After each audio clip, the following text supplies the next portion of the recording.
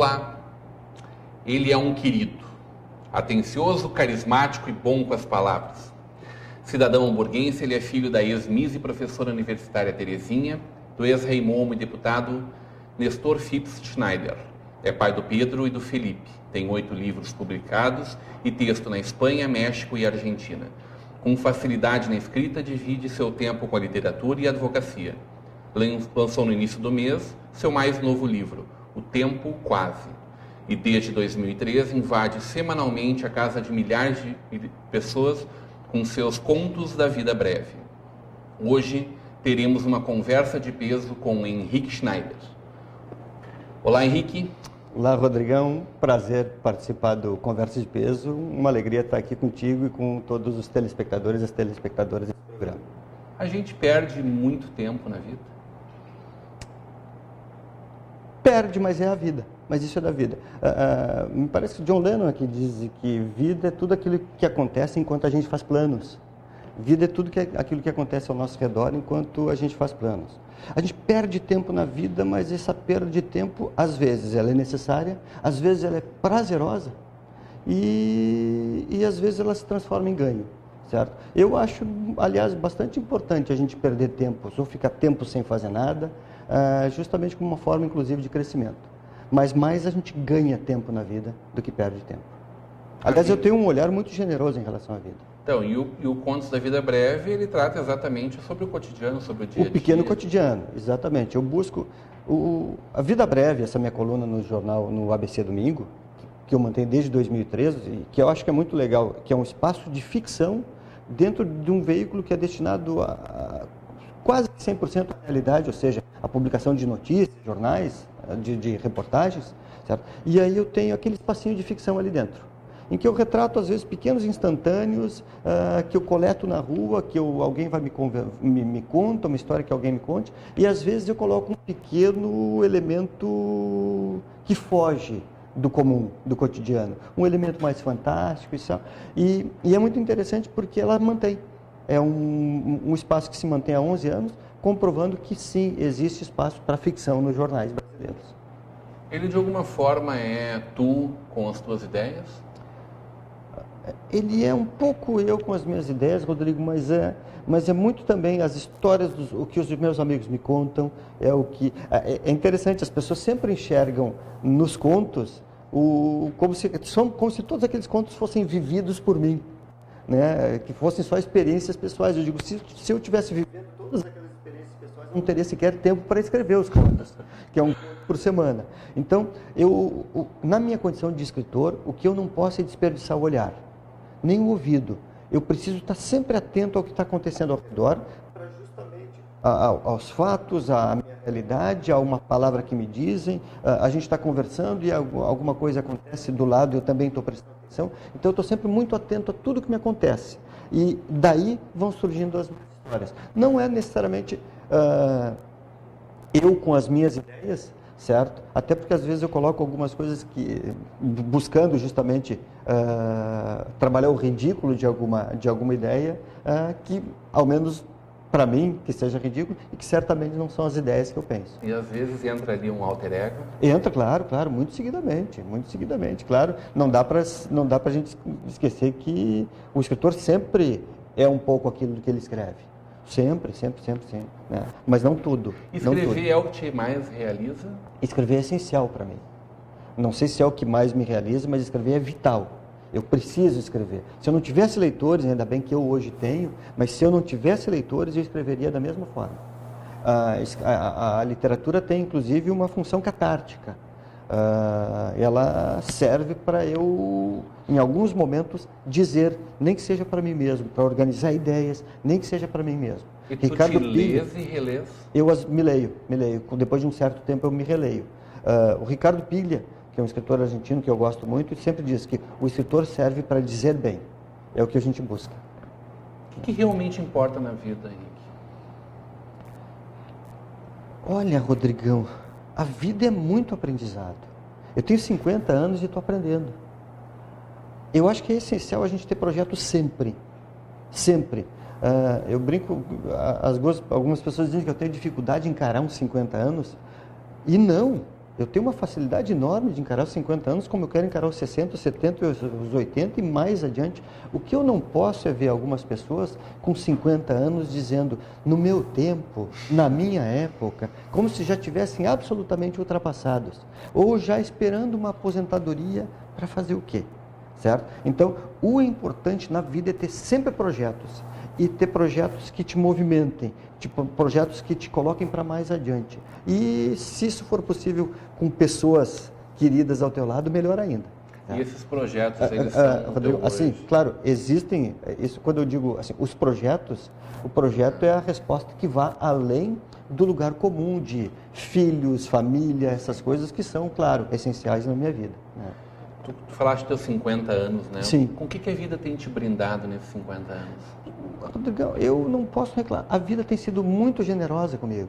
A vida tem sido muito... Eu brinco com as pessoas que eu merecia mais, mas eu tenho bastante. Eu vivo relativamente bem, tenho 2 filhos que são sensacionais, tive casamentos que foram muito bons na minha vida, com pessoas maravilhosas e hoje, através da literatura, eu tenho uma profissão que é o direito e trabalho há 20 anos, sou advogado aqui em Novo Hamburgo, tenho um escritório de advocacia com meu sócio e grande amigo, Milton Fagundes. Tenho muitas alegrias na vida, muito mais do que decepções na vida. E com a literatura agora, nos últimos tempos, inclusive, ela sente, ela hoje é efetivamente também uma carreira, certo? Recebendo valores, sendo pago por palestras, recebendo direitos autorais, viajando através da literatura. A literatura tem me levado a tantos lugares, assim, nos últimos 8 meses, eu fui à França e fui à Alemanha por causa da literatura.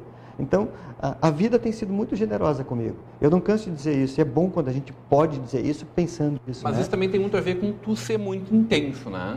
Tem, eu acho que sim, acho que tem. E tu precisa estar sempre muito apaixonado? Essa é uma pergunta difícil, a gente ia combinar que não ia fazer essa pergunta. Não, eu preciso estar sempre com projetos. E apaixonado pelos projetos. Isso eu preciso sim. Mas eu sou um apaixonado pela vida. Verdadeiramente eu sou. Né? Os contos, a leitura de contos, elas têm te levado, como tu falou, para lugares fora. E sim, aqui ao redor, como é que o nosso... E agora público aqui te renovei. Recebe, né? Esse projeto de leitura de contos eu mantenho em parceria com a Fevale, com o generoso apoio da Fevale, desde 2007. Através disso eu faço leituras públicas e gratuitas dos meus pequenos contos em diversos lugares daqui do estado, fora do estado e também fora do país. Eu menciono fora do país justamente porque é o... Pela plenitude. Exatamente. Mas basicamente faço. Agora esse ano vou fazer mais 14 leituras, 16 leituras, vão ser 14 fora do estado, 14 no estado e 2 fora do país, que ainda em 2 lugares que ainda não estão definidos. Né? Mas basicamente são aqui. E esse é um projeto muito interessante. Nesses 7 anos, já mais de 4.000 pessoas estiveram presentes. Mas é um projeto que eu desenvolvo com a mesma alegria, lendo para 5 pessoas ou para 500 pessoas. Com a mesma alegria, mesma intensidade, vou fazer a leitura dos meus contos. Né? Eu gosto muito. E é uma forma da gente multiplicar o efeito da literatura. A palavra falada tem força. E esse novo filho, Tempo Quase, é o teu primeiro infanto-juvenil. Primeiro livro infanto-juvenil. Como é que ele foi gestado? Foi um desafio que me chegou.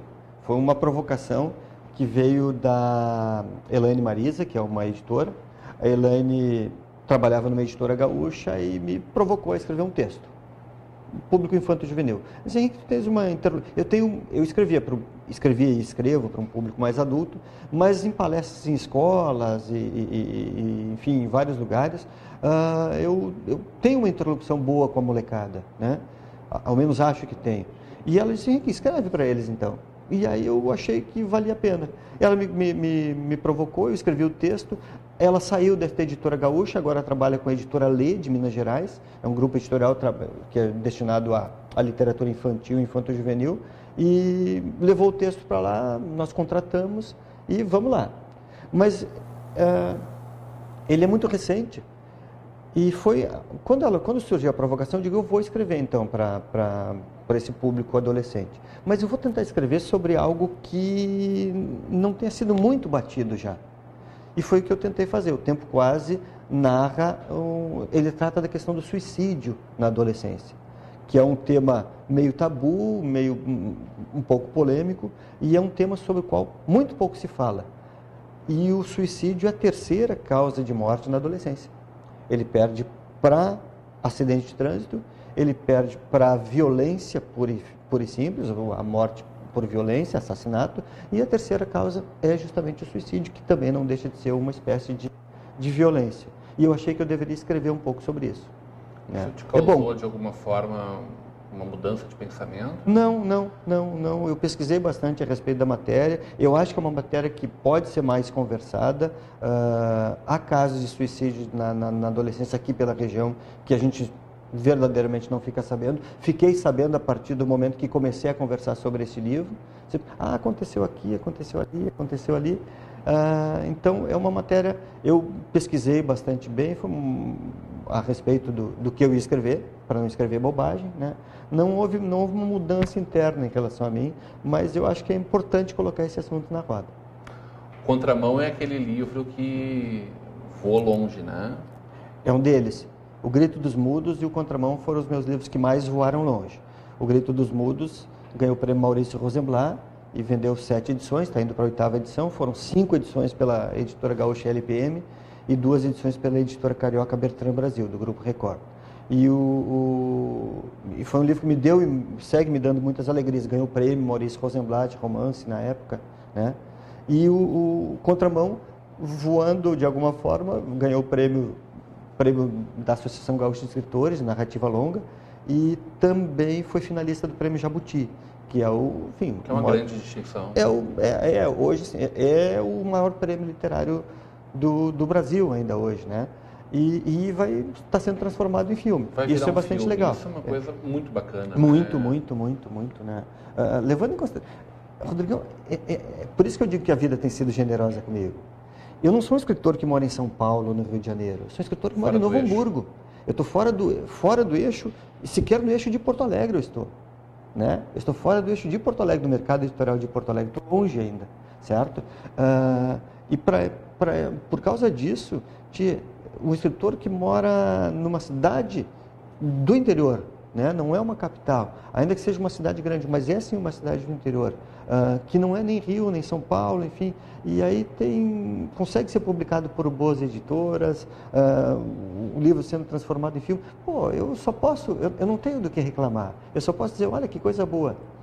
Mas o fato é que, estando aqui, eu preciso sim trabalhar muito mais do que um autor que mora em São Paulo, no Rio de Janeiro. Isso sim, né? A gente tem que arregaçar mangas e trabalhar muito. Os contos da Vida Breve não podem voar mais longe? Eles foram transformados em livro pela editora dublinense, foram 44 deles, foram publicados em livro, já está na 2ª edição, certo? E é possível que daqui a 1 ou 2 anos a gente faça uma nova coletânea. Mas tu não pensas em estar com ele em outros veículos, em outros periódicos do Brasil? Existe essa possibilidade. E de outras mídias, inclusive. Eu sou apaixonado pela Avenida de Histórias. Tá. Eu quero falar sobre ele. Claro. Eu quero conversar sobre ele logo depois do nosso intervalo. Vamos lá. A gente segue em seguida com uma conversa de peso com o escritor Henrique Schneider.